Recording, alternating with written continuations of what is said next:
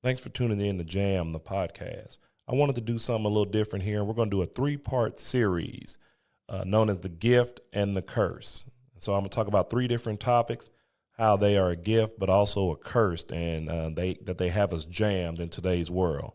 The first part of this series is the internet. Enjoy the show.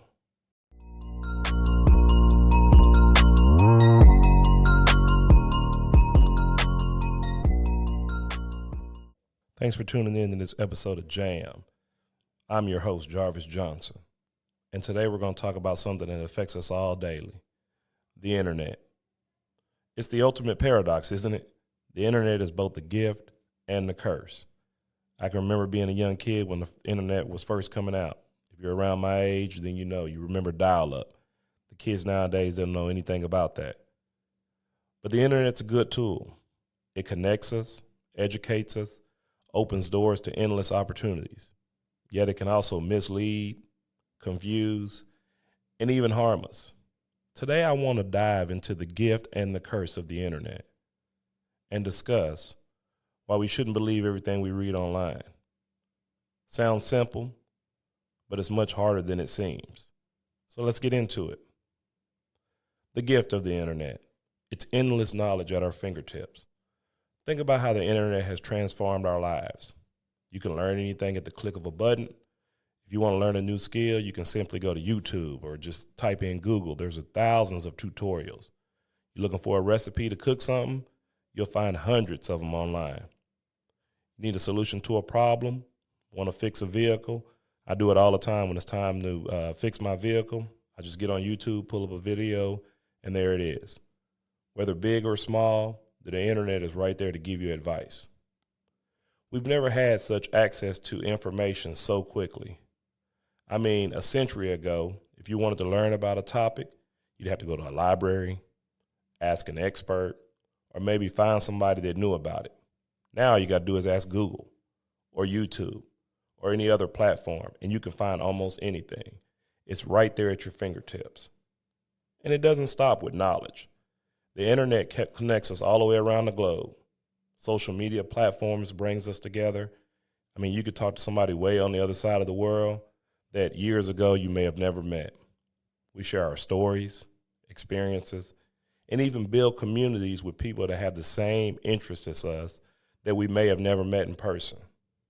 The internet has created so many opportunities, jobs, businesses, creative outlets. It's made education better, allowed people in remote areas to access world-class learning. It's spread ideas, movements, innovations at a fast pace. And don't forget how easy it is to stay in touch with friends, family, no matter where they are. When I graduated high school, a coach told me, when you graduate, you may never talk to some of the people in your class ever again. But nowadays, that's not the case. You're able to stay in touch with people long after you graduated with them. You move, you can still stay in touch with your friends, so on and so forth. But with all these benefits, there's a darker side that we have to talk about. The curse of the internet, the dark side of connectivity. For every bright side of the internet, there's a darker side that's lurking just beneath. The more we're connected, the more exposed we become. And it's not just about, your privacy concerns. Don't get me wrong. That's a huge issue. But I'm talking about misinformation. Let's be honest here. The internet is full of half-truths, biased opinions, and outright lies. From misleading headlines to fake news to social media, a plethora of, things that aren't true. We've all fallen victim to trusting information that wasn't actually true. And in many cases, the misinformation can spread faster than the truth. I mean, how many times have you, seen or heard something and you tell a friend and then you come to find out that it's not true, but you saw it on the internet? Especially with the editing tools that people have. I mean, you can create a headline that looks so real and then it end up not being true. One of the most frustrating things about the internet is the volume of conflicting advice. You can find 10 different articles on how something, let's say, building a better morning routine. and at the end, it would tell you something different. Some might even sound really convincing with expert opinions, scientific studies, and testimonials. But when you look closer, you realize that not all sources are created equal. And then there's the dark side of social media, which we'll talk about in more in depth later on. With algorithms designed to keep us locked in, keep us hooked, we get bombarded with content that aligns with our existing beliefs and our emotions. So when you look at stuff, the more you look at a certain topic, or the more you feel about something, you may put it in there, the more it's going to show up to you. So you start seeing the same kinds of opinions over and over again, just to make you believe what you thought was true to be true, and it may not be. This isn't just annoying, it's dangerous. We stop questioning things and fall into this bias, this confirmation bias. We begin to believe the world is just how it's portrayed in our feeds, not realizing that we may be missing the full picture. But it gets worse, because the internet isn't just about information, it's about influence. Companies, politicians, and even individuals can manipulate information we see. Ever notice how you Google something and then all of a sudden the ads pop up everywhere? That's not by coincidence. It's advertising. But it's also a form of control. And it's not just for ads or for products, it's for your ideas too. So that's important. Be careful what you look at. Be careful what you type in, because it'll start to show up and it'll start to make you, feel a certain way, and your thoughts will start to be controlled. So the question is, how do we protect ourselves? If we're constantly exposed to the good and the bad online, how do we ensure we're not just consuming information blindly? How do we navigate this massive sea of content without drowning in it? First off, don't believe everything you read. I'm a huge Tupac fan. Tupac said that a long time ago. Don't believe everything you read. And now it's even more true than ever. Sounds like basic advice, but in the age of clickbait and viral trends, it's even harder to do. So here are some tips. First tip, check your sources. Not all websites, articles, or videos are equal.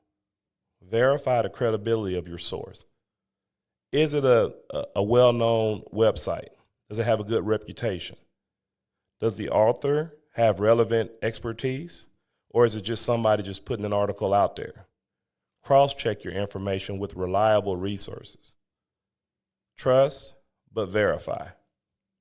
Number 2, be skeptical of sensational headlines. If it sounds too good to be true or too dangerous to be true, then it probably isn't. It probably isn't true.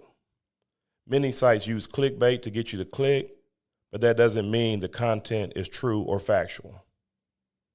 Number 3, understand these algorithms, okay, especially using social media.